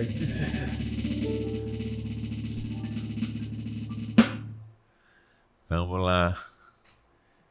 O que falta nessa cidade? Já é a primeira pergunta que eu te fiz Foi aqui, o que né? você me fez, eu te disse. Mas o que é que falta mais? Você está Mais satisfeito? política. Não, eu acho que o prefeito faz uma boa gestão. Faz sim, sem dúvida. Agora, precisamos acelerar a velocidade das políticas de sustentabilidade, inteligência e humanismo. Né? E aí não é que falte, é que há ainda tempo, claro. O prefeito ainda tem mais de um ano de gestão. Ele pode sim fazer uma visitinha a Maceió, conhecer o prefeito João Henrique Caldas, meu xará. Lá ele é conhecido como JHC. Mas eu fui ver o que é esse JHC. Quando eu fui ver é João Henrique Caldas. Passou raspando na trave, porque o meu é JHC João Henrique Carneiro. Então, coincidentemente, esse prefeito lá é meu xará. Enfim, eu sugeriria ao prefeito Bruno, que é uma pessoa que eu me dou muito bem mesmo, mas que mandasse uma equipe, Bruno. Por favor, manda uma equipe lá em Maceió visitar o prefeito João Henrique Caldas e ver o que ele está fazendo lá com a Fundação Bloomberg em termos de cidade sustentável, humana e inteligente. Ele está sendo premiado agora, inclusive, pela própria Fundação Bloomberg por ter adotado esse tripé em termos de políticas públicas. Então, vai aqui uma sugestão para o nosso grande prefeito amigo aí, Bruno Reis. Maravilha. Então, vamos falar um pouco assim de você na sua origem, né? Essa é a única pergunta que eu faço a todas as pessoas que eu entrevisto. E eu sou muito reservado, viu? Procuro ser. Mas aí o que você puder falar assim da sua origem, em casa, com pai, com mãe, com família, de onde você vem, né? De que região você vem? De Feira de Santana, Feira de Santana. com muito orgulho. 19 de junho, e eu vejo que muita gente boa aí nasceu nesse dia também. Como eu falei, Chico Buarque nasceu nesse dia, né? E eu estudo também muito do sobrenatural. Eu gosto de estudar do sobrenatural, né? Já deu para perceber, né? Sim. E aí eu procurei sempre ser solidário. Sempre, a vida toda, desde criança, ser solidário. É o que me faz feliz, é fazer os outros felizes. Eu fico mais feliz quando eu faço os outros felizes. E a vida foi de muita luta, Jackson. Teve um ano que eu deixei de estudar para pegar onda, só queria pegar onda, era surfista, tinha o quê? Isso com 17 que idade? anos. 17 anos. 17. Minha mãe me obrigou Isso a morando repetir. aqui em Salvador. Morando aqui Morando já. aqui. Mas aí minha mãe era diretora do colégio, e para dar o exemplo, ela me fez repetir o ano. Aí eu passei a ser colega de meu irmão mais novo. Aquilo, naquela época, feria de morte qualquer adolescente. Pagou né? um preço bom, né? Qualquer adolescente, poxa, eu vou ter que ser colega de meu irmão mais novo. Mas minha mãe ali obrigou, vai repetir o ano sim. Aí os professores até falaram para ela que nada, Donida, ele faz as provas aí de recuperação. Naquela época tinha prova final e depois tinha recuperação. Aí os professores, não, Donida, bota ele para fazer a prova final e ainda assim, se ele não passar, ele faz a recuperação. Minha mãe disse, não, é meu filho, tem que dar o exemplo, vai repetir o ano. E eu repeti. Aí acabamos fazendo vestibular juntos, eu e Sérgio, né, meu irmão? E toda a família, quando tem muitos irmãos, nós éramos 7. Tem rivalidades, né? Naturais. 7 irmãos dentro de casa, disputando a geladeira, o fogão, né? Tudo homem? Não, nós somos 3 homens e 4 mulheres. Hoje está todo mundo espalhado aí pelo mundo, né? Eu tenho uma irmã que está lá no meio das bombas, em Israel. Ela mora lá, aquela cidade bonita que tem lá, que não é a capital de Israel, qual é? Tel Aviv. Ela mora em Tel Aviv, é empresária.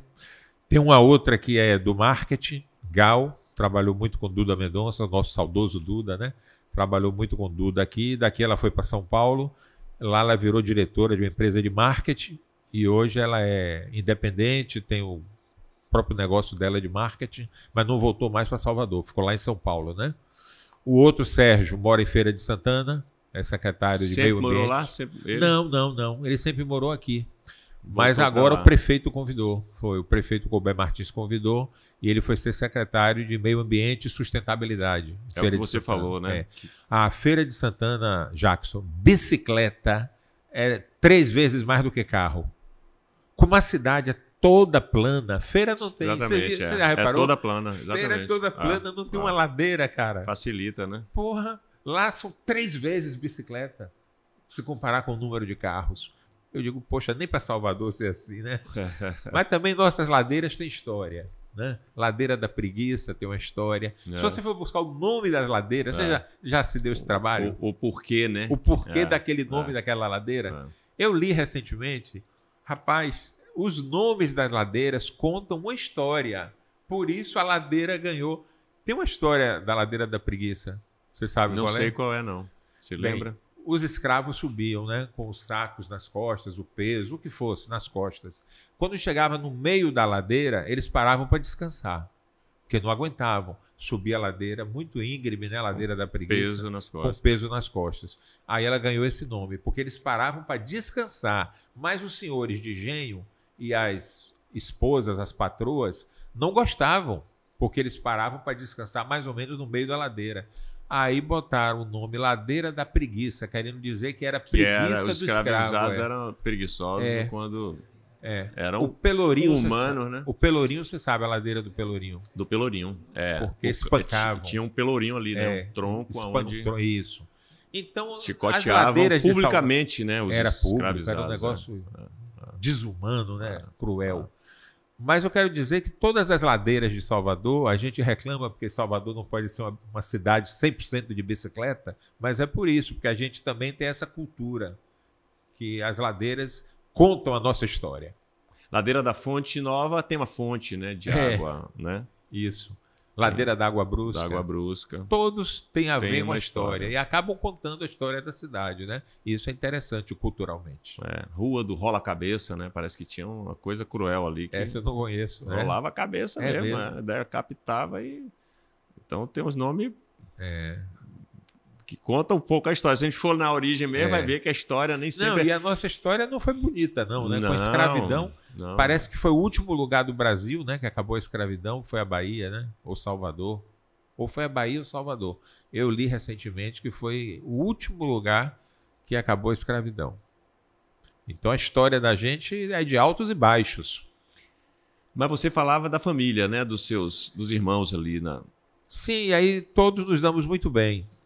Tá aí uma família de 7 filhos, 14 netos e agora os bisnetos, mas nunca brigamos, nunca. Minha mãe e meu pai sempre exigiram isso e a gente sempre conseguiu superar quaisquer divergências adolescentes, infantis e nos demos sempre muito bem. Até nos ajudamos. E quais eram seus sonhos, né, de criança, de adolescente, para você chegar na política? Claro que tem influência, obviamente, né, do seu pai.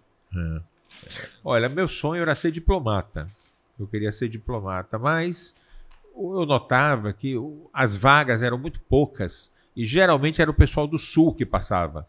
Rio, Brasília, São Paulo, Minas. Era difícil o diplomata passar nesse concurso morando aqui na Bahia, porque, sobretudo, na questão de línguas estrangeiras, o pessoal do sul do Brasil, eles têm mais conexão com o exterior. Aqui no Nordeste, a gente não tem muita conexão com o exterior, né? As pessoas em São Paulo falam assim, eu vou ali e volto nos Estados Unidos, eu vou ali e volto na Alemanha, eu vou ali e volto. O sul do Brasil sempre teve uma conexão muito mais forte com o exterior do que Salvador. Então, a gente aprendia o idioma aqui, mas não tinha muito como praticar, né?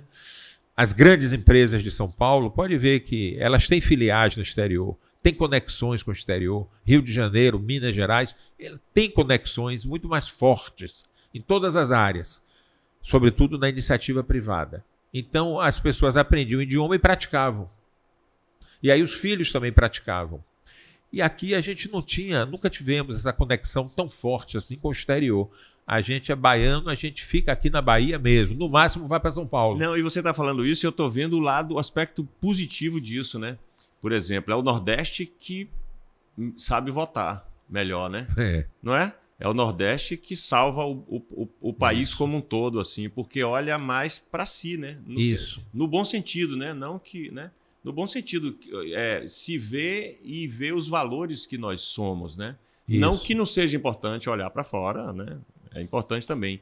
Mas quando se olha para fora em detrimento de não se enxergar, dá no que já deu. Ou de valorizar mais o que tem lá fora do que o que tem aqui dentro. Do que tem aqui dentro, né? Ariano Suassuna, que era um bom defensor, né, da cultura, falava assim, que ele tinha uma resistência em absorver aspectos da cultura estrangeira quando era em detrimento da nossa cultura. Nada contra agregar valores que venham a somar com a nossa cultura, né? Isso. Então, é bom você trazer isso, porque nesse aspecto o Nordeste é privilegiado. É sábio. É sábio. Melhor ainda é sábio. Pois é. Então, eu falava francês e escrevia muito bem, mas porque me esforcei, porque eu gostava mesmo do francês, eu falo bem o francês. E é uma língua bonita de se falar, de origem latina, né? Também musical, Já o inglês, por falta de prática, eu fiz toda a parte teórica, mas aqui é difícil praticar o inglês aqui em Salvador, né? O francês também era difícil praticar, mas eu praticava na própria Aliança Francesa. Eu pegava um fim de semana assim que não tinha o que fazer, eu ia para lá para dentro. Aí tinham momentos assim de entretenimento, de happy hour, que na época não chamava happy hour, não sei, devia ter outro nome, né? Mas a gente ficava lá sábado, domingo na Aliança Francesa, praticando. Aí o francês pelo francês eu passaria no Instituto Rio Branco, que é o que faz o concurso para ser diplomata, né? Mas o inglês eu sempre tive muita dificuldade por falta de prática. E as escolas de inglês aqui não tinham essa vida de fim de semana que a gente tinha na escola de francês. As escolas de inglês tradicionais aqui não tinham essa convivência dos fins de semana, só para a gente fazer a prática, né? Não tinha. Aí eu pensava, poxa, vai ser difícil passar no teste Rio Branco. Aí, enquanto eu estou pensando nisso, se faço ou não o concurso para o Rio Branco para ser diplomata, o que é que acontece? Meu pai virou governador, e aí eu fui ser economista no Desembanco, me apaixonei, primeiro casamento, né? E aí veio logo meu primeiro filho, e aí a vida me levou. Eu esqueci o concurso do Rio Branco, tendo filho para sustentar agora, família para sustentar, né? Aí eu esqueci. A família foi o mais forte. A família pesou mais. Tá, aí outra viagem minha aqui. Como você conseguiu uma desenvoltura pública, assim, né? No falar, por exemplo. Você fala bem, com segurança e tudo. Estou falando isso pensando na minha profissão, por exemplo. A gente faz uma quantidade enorme de exercícios de fala, não é? contato com leituras, para poder desenvolver o pensamento, a fala e tudo. Então, para ser uma pessoa pública, é importante ter uma boa expressão, né? Como é que isso se desenvolveu? Na prática? Não, naturalmente. Eu fui professor, né, no Sofia Costa Pinto. Então já está explicado. Eu fui professor por um tempo, logo que eu me formei em economia. Minha mãe era diretora do colégio e eu fui professor por um tempo lá no Sofia. Eu acho que isso pode ter ajudado. E natural, no mais é natural. Recentemente, você já ouviu falar em Simone Parotti? Sim. Professora de música? Sim. Recentemente, eu e minha esposa até fizemos um curso, estamos fazendo ainda, com Simone Parotti, para música, porque Tatiana adora cantar, né? Sobretudo samba. E samba como uma carioca, viu? Aquele samba de escola de samba, mesmo aquele samba pesado. Ela... Que é mais acelerado do que o baiano, né? O baiano vai para um samba... São diferentes, né? São diferentes, carioca, parece que o samba baiano é para trás e o carioca é para frente, né? Samba-se para trás, a baiana. Né? Vou prestar atenção para ver se é. Vou prestar atenção. E é outro swing, é outro...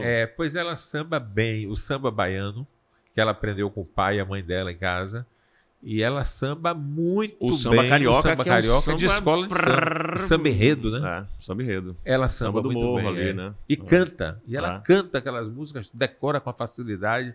Ela é médica, né? Mas tem esse lado artístico. Ela é da família Paraíso, de Juarez Paraíso. Sim, ela poeta, é sobrinha, né? artista, diretor da Escola de Belas Artes, né? Ele até fez domingo agora 89 anos. Grande Juarez Paraíso. Juarez Paraíso. Tá aí, pois é. Mandar recado para Carlos Petit, nosso produtor, para a gente trazer Juarez Paraíso. Né? Figura, viu? Extraordinária. Os artistas estão fazendo um processo aí agora de tombamento das obras de Juarez Paraíso. Já tiveram, se eu não me engano, com o prefeito Bruno Reis, agora vão pedir audiência a Lula e a Jerônimo pelo tombamento federal, estadual e municipal. É ele que tem uma casa em Cachoeira? Não sei se é ele que tem uma casa. Tem uma casa não sei se é as obras dele da lá. Palavra, não sei se é uma coisa... Eu não sei. Mas eu acho que eu já entrei numa casa... Tem uma coisa lá que é dele, onde algumas obras dele estão lá expostas, em Cachoeira. E na cidade que ele nasceu também, na Chapada Diamantina, não me lembro agora o nome da cidade, também tem algumas outras obras dele expostas. E recentemente ele fez uma exposição ali na Graça, tem um instituto ali da Secretaria de Educação, ele fez ali uma exposição. Está com 89 anos, está bem de saúde, está ótimo, maravilhoso, uma pessoa muito inteligente, né? E domingo, por sinal, foi até o aniversário dele. Eu acho que na casa de Mário Guzmão, meu mestre no teatro, tinha uma grafia, alguma coisa feita por ele. Por Juarez. Não, em Salvador tem... Que era Mário Guzmão, mas que parindo ele mesmo, uma coisa assim muito doida e maravilhosa, que era feita por ele. Ele é um gênio. É um gênio. O Juarez é um gênio. E Tatiana, então, tem essa veia artística no sangue dela de ter um Juarez Paraíso na família, né? Pois é. E você canta? Não, eu não aula canto. De canto, a gente está querendo que você cante. A banda está ali esperando você. Cara, eu tenho dificuldade de em decorar francês, a letra. Canta alguma coisa de Piaf, Edith Piaf? Não tenho, porque a letra, eu pego a musicalidade. A musicalidade eu pego fácil, mas a letra eu já tenho dificuldade. E uma música em português? Nada? Nada, não sai não. Nem da época da infância? Ou às vezes sai quando eu menos espero. Mas quando eu me programo assim, eu não consigo cantar, não. Mas aí você está fazendo também esse curso de música. Com Tatiana, com a professora Simone Parotti. Não é de instrumento. É de canto. Não, é só de canto. Maravilha. Estamos mais ou menos no meio do curso. Demos uma paradinha agora por problemas pessoais, caseiros. Ela está até fazendo uma pequena intervenção cirúrgica hoje, Tatiana. E aí a gente parou agora por uns dias aí. Mas estamos fazendo o curso. Inclusive, ela está morando em São Paulo. A gente está fazendo pelo computador, né? Online. Sim. E vocês morando em Feira de Santana? Não, aqui. Ah, aqui. Eu moro aqui. Mas você mantém uma ligação com Feira de Santana e aqui perto, né? Eu tenho amigos em Feira, muitos amigos, mas nada mais do que isso, só amigos mesmo. Seus pais lá ou aqui? Aqui também. Aqui também. Moram aqui, todos dois. Porque a família tem que visitá-los, né? Meu pai, como eu disse, está com 94, minha mãe também está com 94. E a solidão é terrível, viu? Né? É bom que ele esteja aqui, porque aí nós estamos sempre próximos. Visitando e benza a eles, Deus, né? Viver, né? quase um século, né? Quase um E século. que tenham saúde para viver muito mais. Veja o Dácio Sena, está com 99. 99? O ex-prefeito de Salvador. Sim.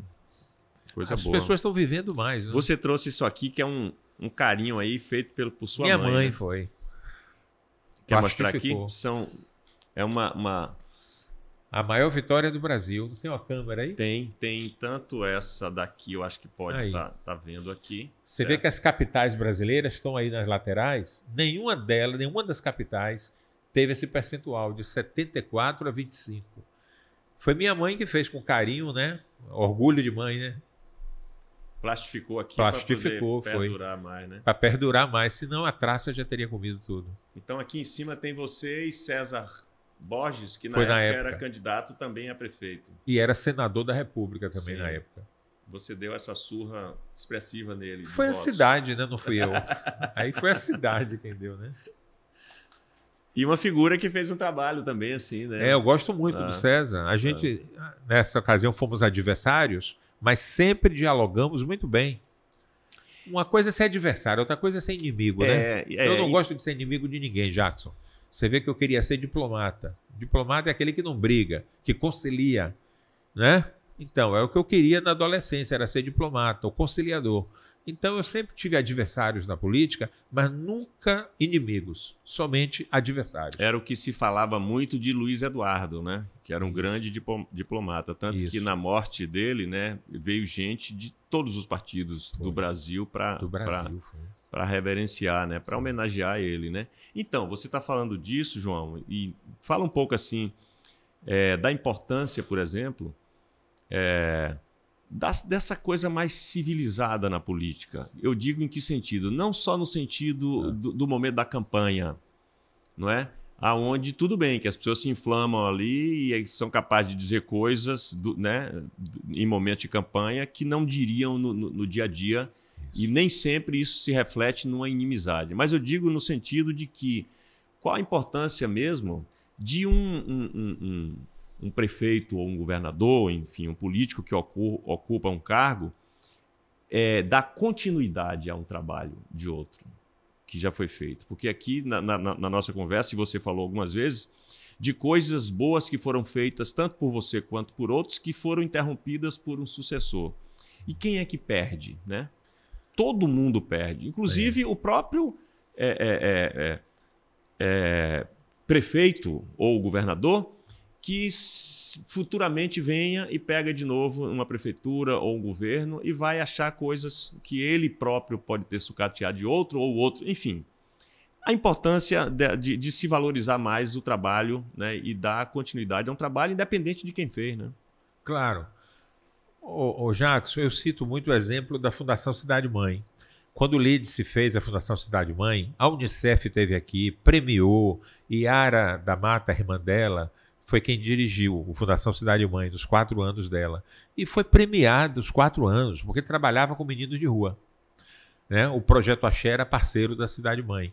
E eles dois juntos trabalhavam tirando as crianças de rua, levando para a escola e começando a dar, a depender da idade da criança, até profissionalismo técnico, para, depois de adolescentes, começarem a ter um ofício, né? Um trabalho de 2º grau, esses cursos profissionalizantes.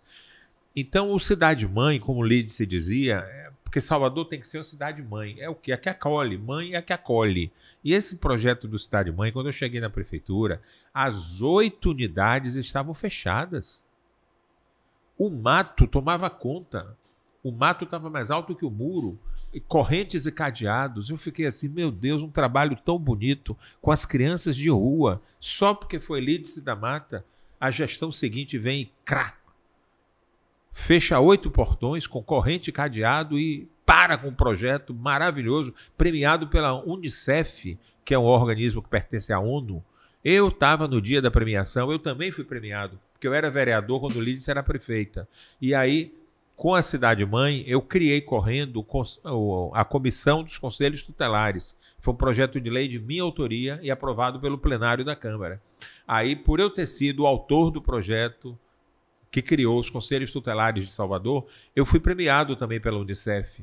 Nesse mesmo dia, foi o Fundação Cidade Mãe premiado, Lídice premiada e eu premiado como vereador. Quer dizer, eu vi aquilo assim, meu Deus, eu não acredito. Então, essa coisa de um prefeito assumir, ou um governador, ou um presidente, e parar a obra do antecessor só porque tem a marca daquele antecessor, eu acho isso de uma burrice mesmo, de uma coisa tacanha, uma coisa pequena.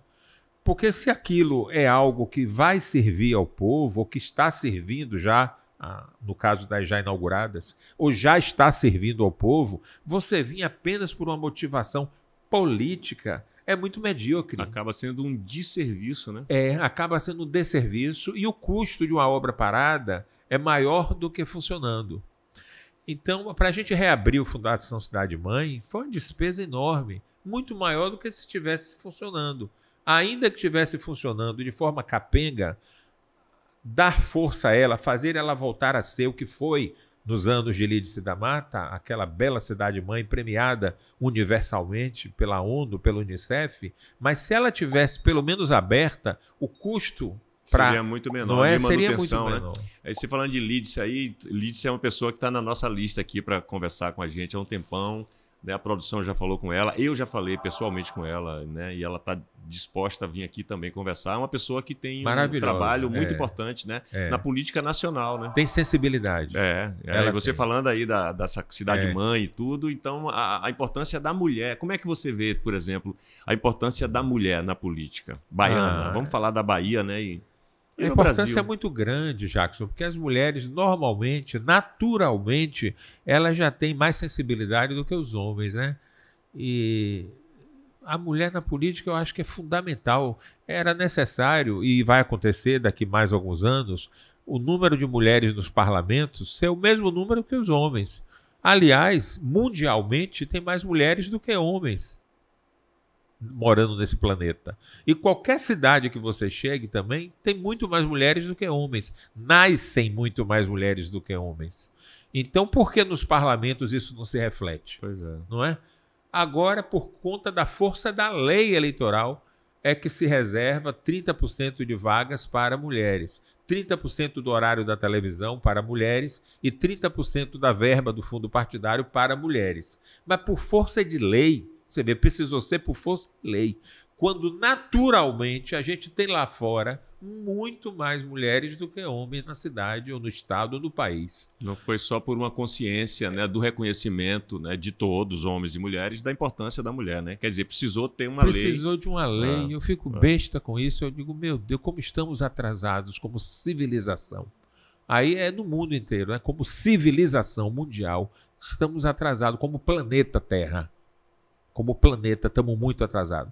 E aqui no Nordeste, como sempre, né, as coisas demoram também de chegar, chegam primeiro no sul do país, né, depois que chega aqui, mas com certeza já tivemos uma mulher presidente da República, né? Foi um grande avanço, né, a Dilma. Tivemos a Lídice aqui, prefeita. Então, aos pouquinhos, eu acho que elas temos estão... algumas mulheres, né, se candidatando à prefeitura, a governo do estado, que uma hora dessa vai ser inevitável que uma delas ganhe. Né? Natural. Isso é natural, inevitável. A palavra é essa, inevitável. E assim, eu torço que seja também uma mulher preta, porque se a gente tem, né, no estado uma maioria de pessoas pretas, né, os negros, que seja, né, a gente já tem algumas figuras assim, né? Estará bastante legitimada. Exatamente. Então, aí falando da mulher, eu estou vestido aqui pelo ateliê Mão de Mãe, certo? Você falou tanto da mãe, da importância, né? Que está me vestindo aqui no pod. E olha só uma mãe, uma mão feminina mesmo assim, né? Que pode iniciar um trabalho desse que alguns homens podem aprender também. Mas são coisas feitas, né? Com a sensibilidade feminina. Quantos de nós não temos assim uma mãe ou uma avó, né, que vai lá e faz uma terapia também na cabeça? Também. Tá? Então, quem quiser acessar, tá aqui, ó, ateliê Mão de Mãe, vai lá no Instagram. E aí eu sou muito grato por estar vestido dessa forma assim. Parabéns. Tão brilhante. E parabéns a quem fez, a quem fez, exatamente. Meu amigo, estamos aqui conversando, essa conversa pode não ter fim, né? Mas deverá ter um fim, né? Que eu tenho um compromisso. Você tem compromisso também, mas aí tem o tempo que você quiser para fazer alguma consideração, que por acaso eu não, né? A gente não falou aqui, alguma coisa. Não, consideração, acho que a gente falou demais, né? Falamos até de mim, pessoalmente, né? Mas eu queria te agradecer, Jackson. Eu me senti muito à vontade. Eu gosto de entrevista assim leve, que não fala mal de ninguém. Eu não gosto de fazer política criticando ninguém. Não gosto. É da minha natureza, tá? Também não. E vou aproveitar, me permita, para dizer o seguinte. Não vou citar nome também, mas uma certa feita, em época de campanha, me convidaram para ir na minha cidade para fazer uma campanha para alguém que estava sendo candidato a prefeito, que eu achava interessante, eu fui. Quando eu cheguei lá, ele pagou meu bilhete aéreo, quando eu cheguei lá, a campanha, o que eu tinha que fazer diante da câmera, mostrando a minha imagem, era falar mal do outro candidato. Falar mal mesmo. E isso não tinham lhe dito antes? Não tinham me dito antes. Aí eu falei assim, olha, eu vim aqui para falar, né, da proposta desse candidato que eu acredito. Eu botar a minha cara para falar mal de uma outra pessoa, eu falei, eu não me sinto bem, eu não quero fazer. Vê se muda isso aí. Ele falou, a gente não muda. Eu falei, então eu não faço. Aí ele pagou meu bilhete de volta e eu voltei. Então, assim, concordando... Aquilo que fere a gente, né, Porque não é... E eu penso assim, João, numa campanha, eu acho muito mais interessante que o candidato fale do que ele quer fazer do que falar mal do outro candidato. Então, aí a gente já cria uma civilidade, né? Isso. Que é muito importante, né? Então, legal você ter trazido isso. Cara, aquilo fere, sabe? Você foi chamado, chega lá, você vai falar mal de fulano de tal. Peraí, calma. Por quê? Há necessidade disso? Você tem que mostrar que você vai ganhar pelo que você vai fazer pelo Exatamente. povo. Como eu não estava interessado somente no dinheiro, se o dinheiro não for por uma causa boa, eu prefiro não ganhar. Então, eu voltei... Aquilo lhe constrangeria, né? Exatamente. Lhe faria mal. Exatamente. Eu também penso assim. Nunca tive inimigos na política, graças a Deus. Você nunca vai ver no blog, no site, João Henrique xingando alguém, falando mal de alguém. Não. Eu critico as políticas públicas mal feitas. Isso sim, mas você está criticando a política pública mal feita. Não está criticando fulano, A, B, C, Beltrano, Cicrano. Eu acho isso coisa do passado. Tem que ficar lá no passado. Por isso eu fiquei muito contente de estar aqui, muito feliz. Só falamos de coisas boas. Maravilha. Então, sucesso aí para muito você obrigado. na sua trajetória. Mais sucesso. Muito obrigado. E muito grato pela sua presença aqui. Uma honra. Maravilha. Uma honra para nós também. Você. Te admiro muito. Muito grato, meu amigo. Sou seu fã. Coisa boa. Tenho certeza que eu gostei muito da nossa conversa. Sempre fui seu fã. Maravilha. Desde quando você tinha os cabelos grandes. Cabeludão palilívio. Não vai criar mais não, vai deixar curto. Se tiver um personagem que peça, eu deixo ele. Depende do personagem. Agora mesmo é um personagem, né? É um personagem. É um personagem. Viva o povo brasileiro! Então, sim, se for para o Rio até o dia 1º de outubro, ou se for a São Paulo de 10 de novembro a 17 de dezembro, vá nos ver. Sim. Vai ver a obra de Viva João o Baldo. povo brasileiro. Viva o povo brasileiro. Vai ver a obra de João Baldo Ribeiro de forma muito bonita que está encantando o povo todo lá. Tem você e mais algum outro artista baiano? Baiano tem João Meirelles, filho de Márcio Meirelles, que é o diretor musical. Tem a Aline também, que está na direção musical com ele. Acho que só nós. Não, tem Mara, uma figurinista extraordinária que está lá também. Então vai lá nos ver. Com certeza. E João Baldo Ribeiro, né? Nessa obra, né? Esse grande autor. Maravilha, obrigado, meu amigo. Viu? Parabéns. Hein? Parabéns a você também. Valeu. Como pode um peixe vivo viver fora? Pode.com. Agora eu colei com vocês, não pode.com. Maravilha, João. Muito grato. Vamos lá. Pode.com. Pode.